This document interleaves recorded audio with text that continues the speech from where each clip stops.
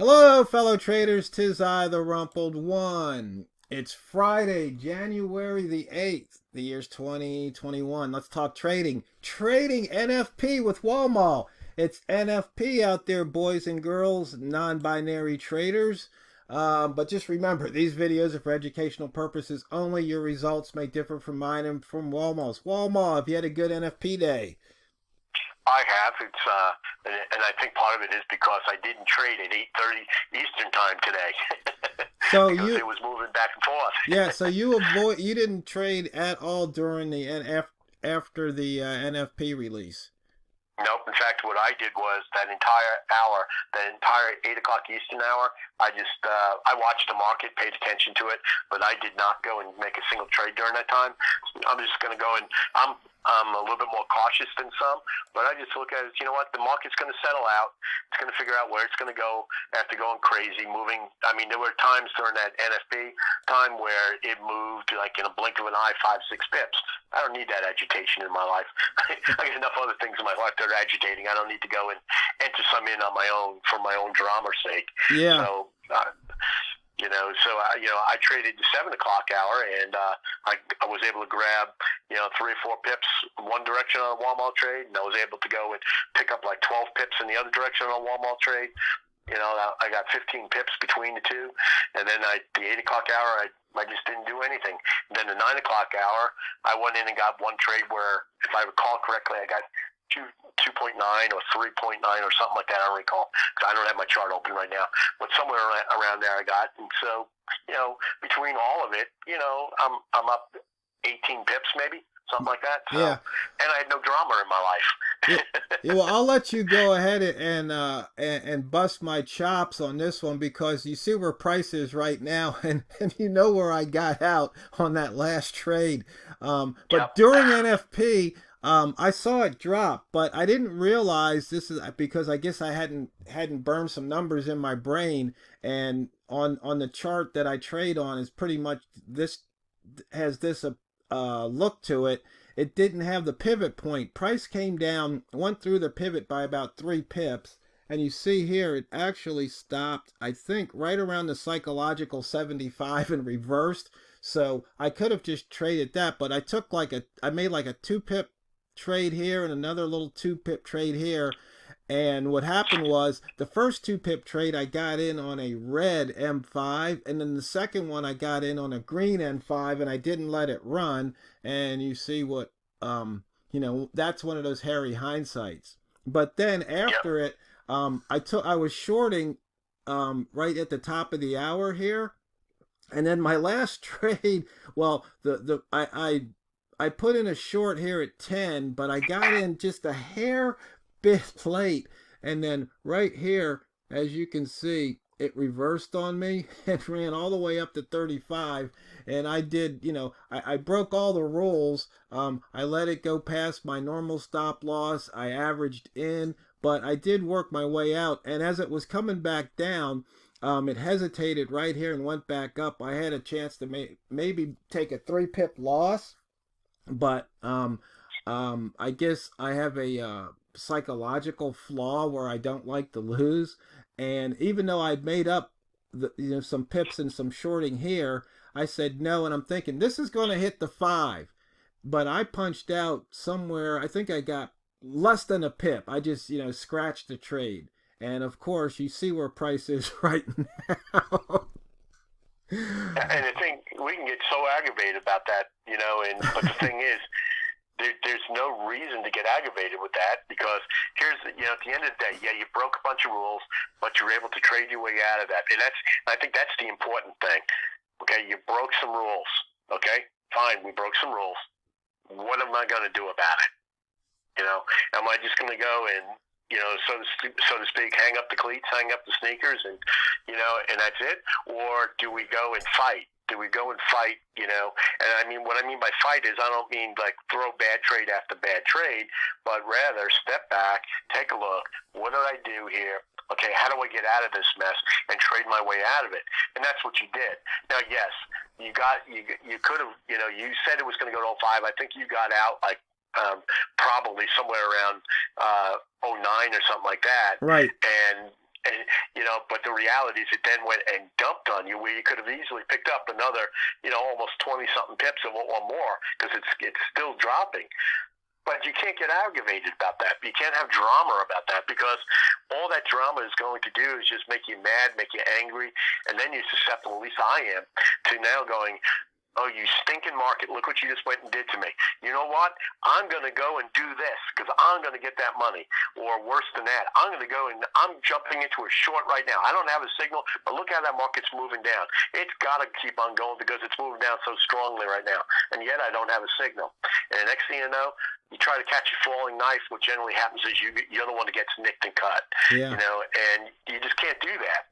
You just got to say, okay, I missed the opportunity. Let's move on. I mean, I had gone, short up at 10. And or was it 10? I can't recall anymore. I don't remember anymore. But anyway, I went short at one point in time, and I got like 3 or 4 pips. That's all I got. And the reality is that if I would have held on to that trade, my stop loss would have never been hit. But at the same time, and I could have gone and gotten 20 pips or so on it. But that's water off a duck's back. Can't do anything about it. Just the way it is. Missed opportunity. And that's fine. And you just have to go and look at that. And you also have to look at, was it really a missed opportunity? With my style of trading with the holo line, you know what? It wasn't a missed opportunity. In fact, that's usually what on a holo trade, that's all I'm looking to get. I don't like to look, not that I don't like to go and make pips, but I don't look for those big moves. I know a lot of people do, and I know that they can be very successful doing that, but I don't. I get into a holo trade, I'm looking to make 2 to 5 pips, and that's it. So I get 2 to 5 pips, I'm a happy camper. Yeah. I take my pips and go home. Now, I do believe you went long at 20 when I was short at 10. Yep, that's correct. That's exactly what I did. Yeah. Yep. And so I went and grabbed, like I said, those couple of pips, and hey, it was a good trade, and the thing is, where that holo line lined up, I could have easily gotten 10 or 12 pips looking at the chart now, but oh well, that's okay. And so what I've done is I put my cursor, and so when this H1 candle was green and above the 3630, see, I put my cursor right there I look to the left, I go, where is a high? Where is a high? The first high. And you can see that was a high at 32. Okay, and I believe that was yesterday's high, if I remember correctly. And so you can see price broke it, which would have been out of the wick zone. And you could have made a couple of pips, but then it reversed. And if you look to the left, you can see it hasn't closed above this level here for not today, and not it closed above it a few times on the previous day, but you can see from this level there was a huge dump. And so what has happened this hour? It dumped huge. And that's, looking to the left and seeing what's happened. So right there, I took a short at 30.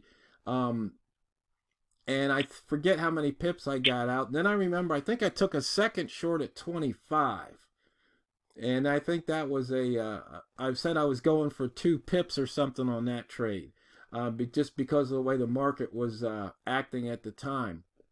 But by just looking to the left and just taking your cursor and putting that horizontal line there, you can see how many times it was how many times it was falling. So it came down, it fell below this wick, and then you see there's some more wicks right here it fell below, then it fell below, then it was just dropping. And that's how you can look at these trades in real time and say, yeah, and it can give you the confidence sometimes to stick in. But one of the things I do is, and I've talked about it before, sometimes because I'm only looking to get a couple of pips, I'm tunneled in, and looking at those 4 squares in the middle of the chessboard, as opposed to, zooming out, looking at the whole board and going, oh yeah, this could really run. But, I have a switch in my brain, and Walmal and I talk about it. It's like we're either in single mode, going for those, 2, 3 pip trades, or we're in home run mode trying to look for 10 pips or more. Yep, and you have to recognize that. And if you're a trader like we are, you have to recognize that that's where it is, and you need to go and say, okay, what mode am I in? And don't violate your rules because of it, and trade that way. I love looking to the left, and but at the same time, until I've got a bunch of pips in the bank for the day, I don't go and try to get those big trades. So. It's just, for me, it's easier for me to just go and grab 2-3 pips, get 3 pips, 3 trades in a day or 4 trades in a day, get those small trades in, make my money that I need to go and make for the day. Then I can go. Now I got some rooms I can play in and look for those bigger trades. Yeah, I was going to say, remember we talked about something earlier where you said you look back and you said it would have taken you an hour or 2 hours to make 10 pips versus you had like 2 or 3 or 4 2-3 pip trades, and you made the same money in less time. Exactly. Yeah, there was earlier today when the market wasn't moving as much as it has in the last 2 hours. It was the type of thing where if I would have gone and taken those, looking for those bigger trades because of the swings that were there, what would have happened is that it would have taken me 2.5 hours to make I think it was 15 pips. At that point in time, I had 15 pips on the table. It would have taken me 2.5 hours to make the 15 pips, whereas I made the 15 pips in like 20 minutes. To me, I'd rather just make the 15 pips in 20 minutes as opposed to 2.5 hours. Now, the disadvantage of what I do is that guy who makes it in 2.5 hours, if he waits another 2.5 hours and the market gods are smiling down on him, he could go and easily get another 15 or 20 or 30, which I'm not going to get unless I just continue to trade all along. Yeah. Hey, I don't know if you noticed this, Walmal, but I've got had the DSR scalper on, and it had signaled a trade as you were talking, and you would have been in the trade short at about 85, and it went all the way down to 81.7 on that next candle on that trigger. So there was a chance right there to pick up 3-4 pips possibly. Yep, and here's a Walmal trade right now that's coming up. We're at brand new hour right now. Got a 3-ball on the bottom. We had some problems early with a 1-ball there, but if you would have taken that trade, you could have grabbed off 2 or 3 pips. Yeah, you just showed it up on my chart right there, 75 now. And that's what I'm talking about. Just so for me, grab the 2 pips. If you think about it, that first trade that you talked about, you could have picked up 3 or 4 pips. Right. If you stayed in it, you could have gotten, because the Walmart line there, could have picked up another 2 or 3 pips, or you could have done those 2 separate trades and gotten 3 and 4. Lots of ways to skin the cat here. But, at the same time, if you're looking to get that 10 pips or 20 pips, or, the reality is this may go all the way down to 60. I mean, I know the pound dollar loves to go down to that 60 line. But at the same time, I really think it probably is going to get there. But the thing is, there's a good chance it's going to go back up and touch that 91st. That's just the way the market moves. And you just have to be aware of that. Yeah. So, to wrap up, fellow traders, the thing about trading NFP, most times people, say, just stand aside because you can get burned in the blink of an eye. So if you're really not good at it, stand aside like Walmal did, because he doesn't like that type of action. To me, I love it because it's like a video game. But I go in and I'm just trying to get, just a couple pips here and there when I see that opportunity. But you can get your fingers burned, so you really have to be careful. I mean, you can get your fingers burned anytime, but usually during NFP, it's a lot more volatile. But the reality is, the NFP nowadays isn't like it was back 10 years ago, when you get these 100 pip swings. So anyway, right. Fellow traders, I hope you had a profitable week. Hope you had a good NFP day. Hope you have a fun and safe weekend. And when you come back to trade, remember, it's not what you trade, it's how you trade it. So go out there and drain the banks. This is TheRumpledOne, over and out.